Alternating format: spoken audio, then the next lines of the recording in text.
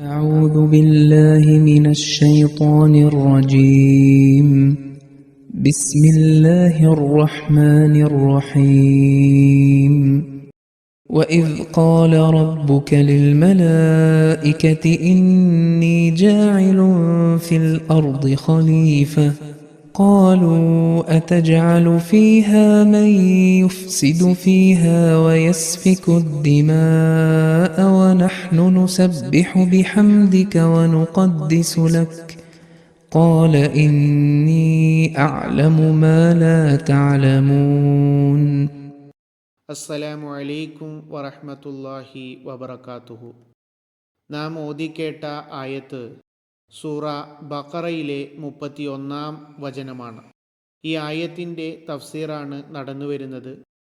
കഴിഞ്ഞ ദർസിൽ മനുഷ്യ സൃഷ്ടിപ്പിനെക്കുറിച്ച കാര്യങ്ങളായിരുന്നു ചർച്ച ചെയ്തിരുന്നത്. തുടർന്ന് മുസ്ലിഹമോദ് റളിയല്ലാഹു തആല അൻഹു അതിൻ്റെ തന്നെ വിശദാംശങ്ങൾ നൽകുകയാണ്.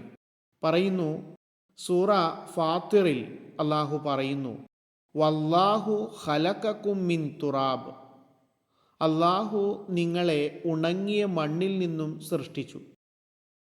അതായത് മനുഷ്യൻ്റെ ഒരു കാലഘട്ടം എന്നുള്ളത് മനുഷ്യൻ്റെ ജീവകണിക ഉണങ്ങിയ മണ്ണുമായി കലർന്ന ഒരു സ്ഥിതിയിലായിരുന്നു.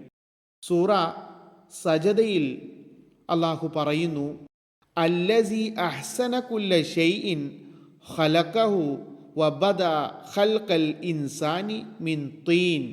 അതായത് അവൻ അള്ളാഹു തന്നെയാണ് എല്ലാ വസ്തുക്കളെയും സൃഷ്ടിക്കുകയും അതിന് ആവശ്യാനുസരണം ഏറ്റവും ഉന്നതമായിട്ടുള്ള ശക്തികളും കഴിവുകളും വെച്ചിട്ടുള്ളത്. അതുപോലെ തന്നെ മനുഷ്യ സൃഷ്ടിപ്പിൻ്റെ തുടക്കം വെള്ളം ചേർന്ന നനഞ്ഞ മണ്ണിൽ നിന്നുമാണ്, അതായത് കളിമണ്ണിൽ നിന്ന്. അതായത് വരണ്ട മണ്ണിൽ ജീവകണിക ഉണ്ടായിരുന്നു, അതിലവൻ അള്ളാഹു വെള്ളം ചേർത്തു. അങ്ങനെ ജീവകണികയുടെ വളർച്ചക്കാവശ്യമായിട്ടുള്ള വസ്തുക്കൾ സൃഷ്ടിക്കുകയുണ്ടായി. വിശുദ്ധ ഖുർആനിൽ നിന്നും മനസ്സിലാകുന്നത് ജീവകണികയുടെ വളർച്ചയുടെ കാലഘട്ടം എന്നുള്ളത് അത് മണ്ണിൽ വെള്ളം ചേർന്നപ്പോഴാണ്. ഇത് സംബന്ധമായി സൂറ അംബിയായിൽ അള്ളാഹു പറയുന്നു, വജഅൽനാ മിനൽ മാഇ കുല്ല ഷൈഇൻ ഹയ്യിൻ അഫല യുഅ്മിനൂൻ. നാം എല്ലാ ഓരോ വസ്തുക്കൾക്കും വെള്ളത്തിൽ നിന്നുമാണ് ജീവൻ നൽകിയിട്ടുള്ളത്, എന്നിട്ടും അവർ വിശ്വസിക്കുന്നില്ലേ?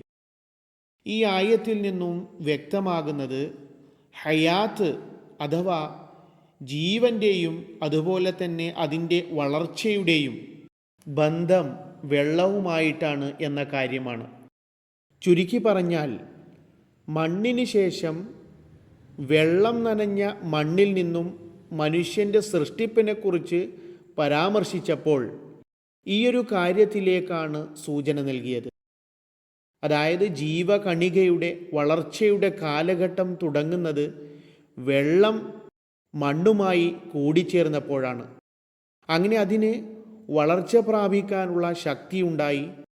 തീൻ അഥവാ നനഞ്ഞ മണ്ണ് എന്നതുകൊണ്ട് ഉദ്ദേശിക്കുന്നത് ബീജമല്ല. മുകളിൽ വിവരിച്ച സൂറ സജദയിലെ ആയത്തിന് ശേഷം അള്ളാഹു പറയുന്നു, സുമ്മ ജഅല നസ്ലഹു മിൻ സുലാലത്തിൻ മിൻ മാഇൻ മഹീൻ. അതായത് മനുഷ്യ സൃഷ്ടിപ്പിൻ്റെ ആദ്യ ഘട്ടം എന്നുള്ളത് നനഞ്ഞ മണ്ണിൽ നിന്നുമുള്ള വളർച്ചയുടേതാണ്. പിന്നെ അത് പുരോഗതി പ്രാപിച്ചു. അങ്ങനെ പിന്നീടുള്ള അവൻ്റെ പരമ്പര ഒരു നിസ്സാരമായ ദ്രവവസ്തുവിൽ നിന്ന് അഥവാ രേതസ്കണത്തിൽ നിന്നും ഉണ്ടാകാൻ തുടങ്ങി. ഈ ആയത്ത് പറയുകയുണ്ടായി, തീനിൽ നിന്നും അഥവാ നനഞ്ഞ മണ്ണിൽ നിന്നുമുള്ള മനുഷ്യൻ്റെ സൃഷ്ടിപ്പ് ഒരു കാലഘട്ടമായും രേതസ്കണത്തിൽ നിന്നുള്ള മനുഷ്യൻ്റെ സൃഷ്ടിപ്പ് മറ്റൊരു കാലഘട്ടമായും ബന്ധപ്പെട്ടിരിക്കുന്നു എന്ന്. നനഞ്ഞ മണ്ണിൻ്റെ കാലഘട്ടം എന്നുള്ളത് മനുഷ്യ സൃഷ്ടിപ്പിൻ്റെ ആദ്യ കാലഘട്ടമാണ്. എന്നാൽ നനഞ്ഞ മണ്ണിൽ നിന്നും മനുഷ്യൻ്റെ സൃഷ്ടിപ്പ് നടന്നതിന് ശേഷം, അതായത് കാലക്രമേണ മനുഷ്യൻ്റെ പുരോഗമനത്തിൻ്റെ രണ്ടാമത്തെ ഘട്ടം ആരംഭിച്ചു. അതായത് മനുഷ്യവംശം അല്ലെങ്കിൽ മനുഷ്യ പരമ്പര മനുഷ്യൻ്റെ രേതസ്കണത്തിൽ നിന്നും ഉണ്ടാവാൻ തുടങ്ങി. ഈ ആയത്തിൽ നിന്നും ഈയൊരു കാര്യം കൂടി മനസ്സിലായി. അതായത് മനുഷ്യൻ മറ്റു ജീവികളിൽ നിന്നും പരിണമിച്ചുണ്ടായതല്ല. കാരണം മനുഷ്യനായതിനു ശേഷം അവൻ്റെ വംശപരമ്പര രേതസ്കണത്തിൽ നിന്നും ആരംഭിച്ചു. ചുരുക്കി പറഞ്ഞാൽ മനുഷ്യവംശം രേതസ്കണത്തിൽ നിന്നും ഉണ്ടാകാൻ തുടങ്ങിയത് മുതൽ അവൻ മനുഷ്യനായി കഴിഞ്ഞിരുന്നു. എന്നാൽ ഡാർവിൻ്റെ സിദ്ധാന്തം വിശ്വസിക്കുകയാണെങ്കിൽ അത് മനുഷ്യനാകുന്നതിന് മുമ്പ് മൃഗങ്ങളുടെ രൂപത്തിൽ രേതസ്കണം മുഖേന തൻ്റെ പരമ്പരയെ മുന്നോട്ട് കൊണ്ടുപോയിരുന്നു എന്ന് പറയേണ്ടി വരും. മനുഷ്യൻ്റെ ആവിർഭാവത്തിന് മുമ്പുള്ള ഈ മൃഗീയമായ അവസ്ഥ വിശുദ്ധ ഖുർആനിലെ മറ്റൊരു വാക്യത്തിൽ ഇപ്രകാരം ചിത്രീകരിച്ചിരിക്കുന്നു. സൂറ അദ്ദഹറിലെ വചനമാണ്: ഹൽ അതാ അലൽ ഇൻസാനി ഹീനും മിനദ്ദഹ്രി ലം യകുൻ ഷൈഅൻ മസ്കൂറ. മനുഷ്യൻ അവൻ പറയത്തക്ക ഒരു വസ്തുവായിരുന്നിട്ടില്ലാത്ത ആ ഒരു കാലം തീർച്ചയായും വന്നു കഴിഞ്ഞിട്ടുണ്ട്. അതായത് മനുഷ്യനായിരുന്നു, എന്നാൽ അവൻ്റെ ഉള്ളിൽ ബുദ്ധി ശക്തി അപ്പോൾ ഉണ്ടായിരുന്നില്ല. അവർ പരസ്പരം തമ്മിലുള്ള അവസ്ഥകളെ സംബന്ധിച്ച് അജ്ഞരായിരുന്നു. പരസ്പരം സ്മരിക്കുകയോ തിരിച്ചറിയുകയോ ചെയ്തിരുന്നില്ല. കാരണം പരസ്പരം തിരിച്ചറിയലും സ്മരിക്കലും ബുദ്ധിയുമായി ബന്ധപ്പെട്ടതാണ്. ചുരുക്കി പറഞ്ഞാൽ ഈയൊരു ഘട്ടത്തിൽ അവൻ്റെ ബുദ്ധി വികാസം പ്രാപിച്ചിട്ടുണ്ടായിരുന്നില്ല. അതായത് ഇതുവരെയും അവൻ ഒരു മനുഷ്യനായിട്ടുണ്ടായിരുന്നില്ല. എന്നാൽ അവൻ്റെ ഉള്ളിൽ പുരോഗമനത്തിൻ്റെയും പൂർണ്ണതയിൽ എത്താനുമുള്ള ശക്തി ഉണ്ടായിരുന്നു. വീണ്ടും അല്ലാഹു സൂറ അദ്ദഹറിൽ പറയുകയാണ്: ഇന്നാ ഖലഖ്നൽ ഇൻസാന മിൻ നുത്ഫത്തിൻ അംശാജിൻ നബ്തലീഹ്. അതായത് പിന്നീട് മനുഷ്യനെ നാം നുത്ഫെ അംശാജ്, അതായത് പല ശക്തികളാൽ മിശ്രിതമായ ഒരു രേതസ്കണത്തിൽ നിന്നും സൃഷ്ടിക്കാൻ തുടങ്ങി. മശജ് എന്ന വാക്കിൽ നിന്നുമാണ് അംഷാജ് എന്ന വാക്ക് നിഷ്പന്നമായിട്ടുള്ളത്. അതിൻ്റെ അർത്ഥം എന്നുള്ളത് കൂടിച്ചേർന്ന എന്നുള്ളതാണ്. ഇതിൻ്റെ അടിസ്ഥാനത്തിൽ ഈ ആയത്തിൻ്റെ അർത്ഥം എന്നുള്ളത് മനുഷ്യൻ്റെ രേതസ്കണം വ്യത്യസ്ത ശക്തികൾ കൂടിക്കലർന്നതാണ്. ഇതിലൊരുപാട് ശക്തികൾ സമ്മേളിച്ചിട്ടുണ്ട്. ഈയൊരു വ്യതിരിക്തതയാണ് മനുഷ്യൻ്റെ ബീജത്തിലും മൃഗങ്ങളുടെ ബീജത്തിലും ഉള്ളത്. മറ്റുള്ള മൃഗങ്ങളുടെ ബീജം അത് അംഷാജ് അല്ല.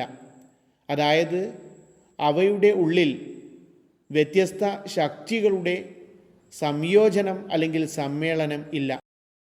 അവർക്ക് വ്യത്യസ്ത വഴികൾ സ്വീകരിക്കാനുള്ള ശക്തിയില്ല. എന്നാൽ മനുഷ്യൻ്റെ ബീജത്തിന് ഈ സവിശേഷതകളുണ്ട്.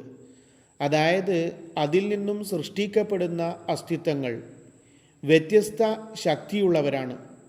അതുപോലെ തന്നെ ഓരോ മനുഷ്യൻ്റെ പ്രകൃതവും വ്യത്യസ്തവും അതുപോലെ തന്നെ വ്യത്യസ്തങ്ങളായ വഴികൾ സ്വീകരിക്കാൻ ശേഷിയുള്ളവരുമാണ്. മറ്റുള്ള എല്ലാ ജന്തുജാലങ്ങളുടെയും പരമ്പര നുത്ഫത്തിൻ അംഷാജിൽ നിന്നും സൃഷ്ടിക്കപ്പെടാത്തത് കൊണ്ട് അവരെല്ലാം തങ്ങളുടെ പൂർവികരുടെ വഴിയിലൂടെ തന്നെയാണ് ചലിച്ചുകൊണ്ടിരിക്കുന്നത്. ഉദാഹരണമായി നോക്കുക, ഇന്നുള്ള കുരങ്ങന് 1000 വർഷം മുമ്പുള്ള കുരങ്ങൻ്റെ ശക്തി തന്നെയുള്ളൂ. അതുപോലെ തന്നെ ഇന്നുള്ള സിംഹങ്ങളുടെ ബുദ്ധി അത് 1000 വർഷം മുമ്പുള്ള സിംഹത്തിൻ്റെ ബുദ്ധി തന്നെയാണ്. എന്നാൽ മനുഷ്യൻ്റെ സന്താനങ്ങൾ നുത്ഫെ അംഷാജ് അതിൽ നിന്നും സൃഷ്ടിക്കപ്പെട്ട കാരണം അവരുടെ പൂർവികരിൽ നിന്നും വ്യത്യസ്ത കഴിവുകളും ശക്തികളും അവർക്കുണ്ട്. അവരുടെ പ്രവർത്തനങ്ങൾ അതിന് സാക്ഷ്യം വഹിക്കുന്നു. അങ്ങനെ അറിവിലും മറ്റു കലകളിലും പുരോഗമനം പ്രാപിച്ചുകൊണ്ടിരിക്കുന്നു. ഇവിടെ നുത്ഫെ അംഷാജ് എന്ന വാക്കിൽ നിന്നും മനുഷ്യൻ മൃഗങ്ങളിൽ നിന്ന് ബുദ്ധിയിലും തിരിച്ചറിവിലും സമഞ്ജസമായ ഒരസ്തിത്വമാണ് എന്ന് വ്യക്തമാകുന്നു. ഈയൊരു ആയത്തും ഈയൊരു കാര്യത്തിലേക്കുള്ള വളരെ വ്യക്തമായ തെളിവാണ്. അതായത് വിശുദ്ധ ഖുർആന്റെ അടിസ്ഥാനത്തിൽ മനുഷ്യൻ്റെ സൃഷ്ടിപ്പ് അത് പ്രാരംഭം മുതലേ മറ്റു ജീവികളിൽ നിന്നും വ്യത്യസ്തമായിരുന്നു.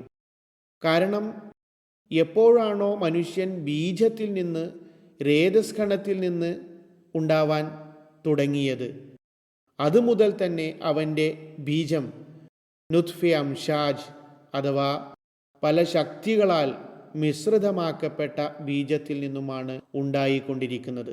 വാഹിർ ദഅവാന അനിൽ ഹംദുലില്ലാഹി റബ്ബിൽ ആലമീൻ.